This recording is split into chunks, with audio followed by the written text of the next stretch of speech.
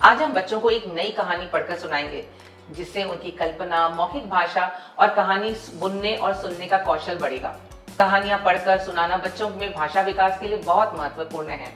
इससे उनकी भाषा पर पकड़ और किताबों से जुड़ी अवधारणाओं की समझ जैसे कौशलों का भी बहुत बढ़ावा होता है और अलग अलग विषय की कहानी खुद और दुनिया की समझ भी बढ़ाती है।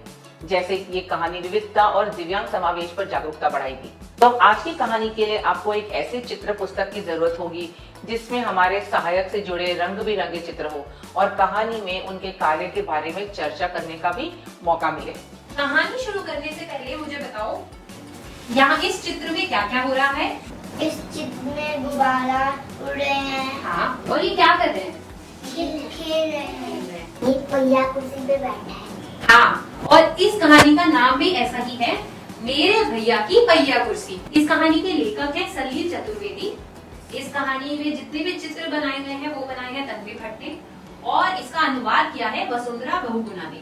और ये कहानी प्रथम प्रकाशन की है जो हमने कहानी स्टोरी वीवर की वेबसाइट से ली। ठीक है, तो आओ शुरू करते हैं आज की कहानी। वी देखो हमें, देखो मेरे भैया की पहिया कुर्सी को, जो भी है देखे हमें, बोले आई नटखट अलबेली जोड़ी रे।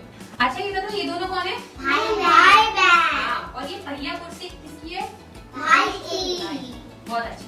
कुर्सी के रंग डाले पहिए दोनों, नीले पीले लाल भूरे सुनो, और जब दिल उसका चाहे वो, उस पर बांधे गुब्बारे दो।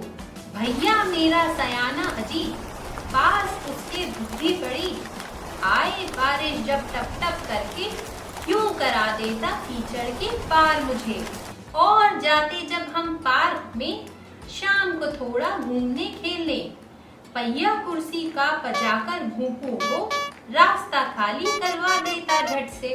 बाजार जाने का अलग ही मजा, भैया के संग है लगता भला। पहिया कुर्सी पर जो लगा डाला उसने, पीछे देखने का गाड़ियों वाला शीशा।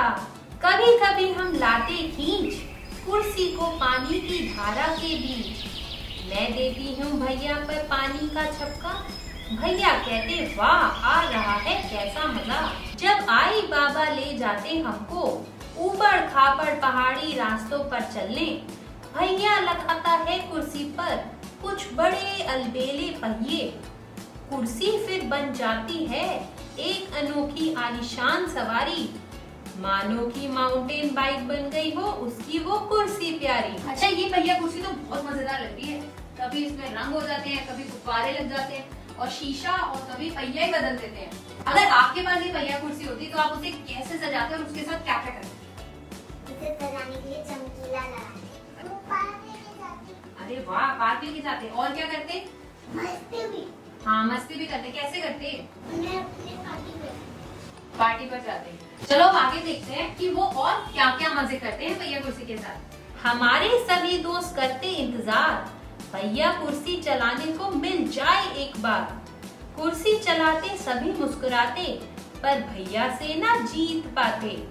भैया कहलाते पहिया कुर्सी चैंप, दोस्तों को भी पता है घर पर होना चाहिए रैंप। अरे वाह, भैया के साथ तो इतने सारे दोस्त खेलते हैं, है ना? तो कैसी लगी कहानी?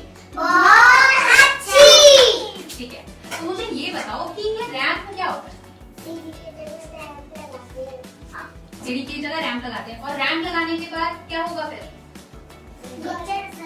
हाँ, जो पहिया कुर्सी है वो आराम से ऊपर और नीचे आ सकती है ना? ठीक है, तो अब ये बताओ कि जो भैया के दोस्त हैं उन सब ने अपने घर के बाहर रैंप क्यों लगाया? आराम से घर में आ सके।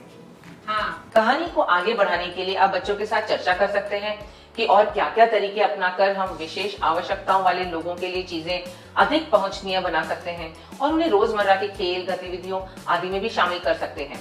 रैंप की तरह ही हम विशेष आवश्यकता वाले लोगों के लिए और क्या क्या कर सकते हैं जिससे उनकी रोजाना की जो जिंदगी है वो थोड़ी आसान हो सके और वो अपने रोजाना के काम आराम से कर सके। हर जगह हाँ, यानी हर जगह, या पार्क हो गया, कोई बिल्डिंग हो गई, स्कूल हो गया, सब जगह रैंप होनी चाहिए।